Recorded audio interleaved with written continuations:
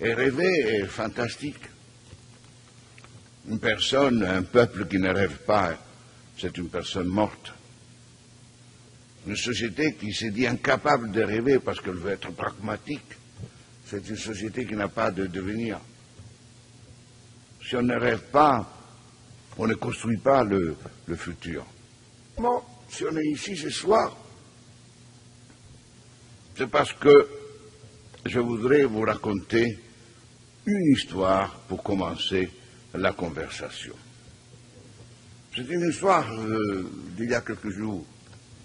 C'est une histoire qui vient d'un pays proche ici.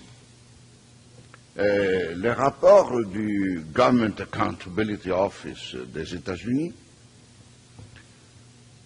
a été rendu public le 26 juillet et c'était un rapport qui présentait les résultats de l'audit sur la Federal Reserve Bank. C'était la première fois de l'histoire de la Federal Reserve Bank, qui, comme vous savez, est autonome du point de vue politique par rapport au gouvernement des États-Unis. C'était la première fois qu'on faisait une audit sur les politiques de la Federal Reserve Bank. Les résultats de cet audit sont extraordinaires. À page 131, si vous allez le voir, à page 131, on révèle que la Federal Reserve Bank, pendant la période de décembre 2008 en juin 2010, a donné en secret, sans aucune requête de taux d'intérêt, ni des modalités précises de remboursement, a donné 16 000 milliards, 16 trillions de dollars en secret à plus de 30 banques américaines, européennes, une asiatique et à quelques grandes entreprises multinationales américaines et européennes. 16 000 milliards en secret. 16 000 milliards signifie la richesse produite par les 27 pays de l'Union européenne en 2010. Pour sauver, encore une fois, les banques, si vous allez regarder ce rapport, à page 131, vous constatez que Citicorp a reçu 2,6 trillions de dollars sans taux d'intérêt, sans demande de modalité de remboursement, pour être sauvé. Pendant 40 ans, les puissants du monde ont toujours déclaré que l'économie mondiale était incapable de trouver 180 milliards de dollars par an pendant 10 ans, c'est-à-dire 1800 milliards de dollars, qui, selon la Banque mondiale elle-même, aurait permis, si on avait investi 180 milliards par an pendant 10 ans, aurait permis de donner l'accès à l'eau potable de 20 litres par jour à tous les êtres humains de la planète, de permettre à tous les êtres humains de la planète d'avoir une scolarisation obligatoire primaire et à tous les êtres de la planète d'avoir accès à 2500 calories pour l'alimentation. Je ne sais pas ce que vous pensez de ce monde, de ces puissants. Moi, je vous dis franchement, je pense qu'ils sont des criminels. Ils sont des criminels. Les 16 000 milliards de dollars se sont ajoutés aux 22 000 milliards de dollars qui, publiquement et ouvertement, les banques centrales du monde dominant avaient donné aux banques pour les sauver. Au total, entre 2008 et 2010, ils sont donnés 38 000 milliards de dollars. Pour sauver les banques, dit sauver les institutions, non.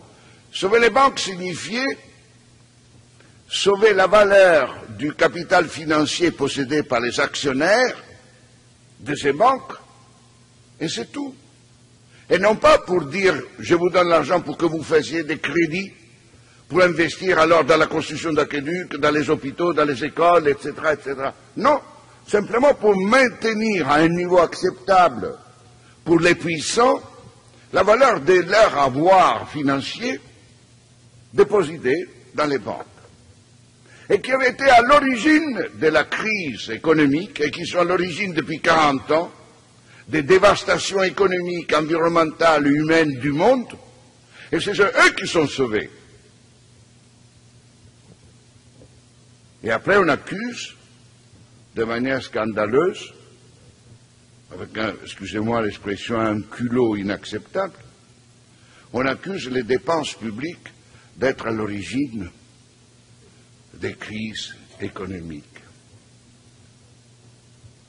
C'est une imposture scientifique de dire que c'est le déficit public qui est à la cause de la crise économique de nos pays.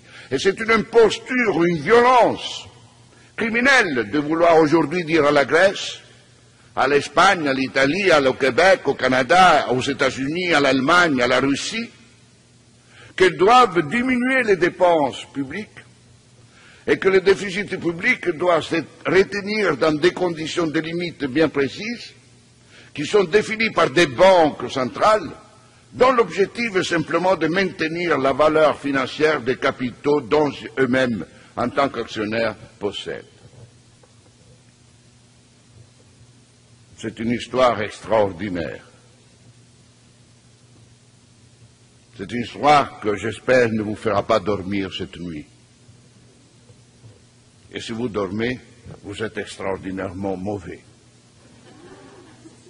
Parce que ce n'est pas possible. Ce n'est pas possible qu'en même temps qu'on a fait ça,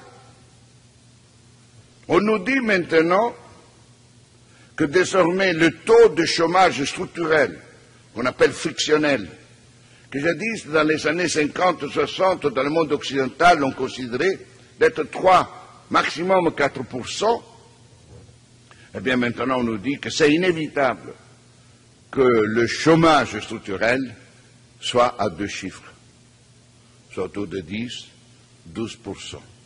12% de la population active en chômage définitif, permanent. Cela signifie, les deux histoires le montrent immédiatement, qu'il y a une logique structurelle d'utilisation de la richesse disponible au concret, uniquement pour maintenir des processus d'enrichissement de nombre limité et par conséquent le processus d'appauvrissement du plus grand nombre, et qu'il y a des logiques de système économique de production de la richesse qui comportent l'exclusion de la capacité de produire la richesse et de pouvoir bénéficier de la richesse d'un pourcentage toujours croissant définitivement qui crée donc des mécanismes d'appauvrissement. Et c'est ça, déclarer illégale la pauvreté. Ce n'est pas tellement déclarer les pauvres illégaux, comme aujourd'hui, au contraire, c'est la tendance dominante. Aujourd'hui, on a décidé de considérer les pauvres des illégaux. Non pas simplement parce qu'on les accuse, comme il était dit justement par Romain, on les accuse d'être eux-mêmes responsables de leur pauvreté. Vous rappelez Margaret Thatcher, la dame de fer, qui disait que si tu es pauvre, c'est parce que tu l'as voulu, et c'est ta faute. Et aujourd'hui, encore une fois, on considère que si on est pauvre, c'est-à-dire si on n'a pas une capacité d'achat, parce que c'est ça aujourd'hui la pauvreté, qui n'est qu'une petite dimension de la pauvreté et de l'appauvrissement, d'avoir pas de pouvoir d'achat pour consommer. Alors, puisqu'on n'a pas de pouvoir d'achat pour consommer, puisqu'on ne veut pas consommer, on n'est rien. Et puisqu'on n'est rien, il faut être exclu. Et puisqu'on n'est rien, il faut être éliminé de la surface, parce que sinon, on ne peut pas accepter, quand on parle de justice, de liberté, de démocratie, d'amour, de fraternité, de responsabilité, de se trouver devant 3 milliards de gens qui aujourd'hui ont un pouvoir d'achat moins de 2,25 $. C'est un cri. Et les dominants, qu'est-ce qu'ils font? Ils les éliminent. Ils ne doivent pas exister parce que c'est justement une démonstration de l'incapacité structurelle du système de permettre de garantir la vie à tout le monde. Et donc, ils doivent être culpabilisés et finalement criminalisés. Et quand on criminalise quelqu'un, on le met en prison. Et c'est ainsi que la pauvreté, c'est la prison. La prison qu'on peut laisser grandir même, à condition qu'on ne sorte plus de prison. Déclarer illégale la pauvreté, et j'entre donc dans le cœur de mon intervention qui sera structurée en 4 points, et je vais essayer de rester dans les limites, parce que j'ai vu déjà que le thème m'a pris, et m'a pris en faisant produire des paroles. Et donc maintenant, je dois essayer de ne pas plus me faire prendre par le thème. Et je vais le structurer, je vais l'emprisonner. Donc, dans un premier temps, je vais essayer de dire ce que signifie pauvreté aujourd'hui. Dans un deuxième temps, c'est de voir alors quelles sont toutes les conséquences des facteurs qui créent cette pauvreté. La troisième, c'est de raconter tout petit peu brièvement, parce que ça ne mérite pas tellement, sinon qu'une dénonciation, les stratégies de sortir de la pauvreté ou la stratégie de réduction de la pauvreté. La quatrième, alors, expliquer rapidement, mais c'est ça l'essentiel, la quatrième, c'est ce qu'on propose alors comme déclarer illégale la pauvreté.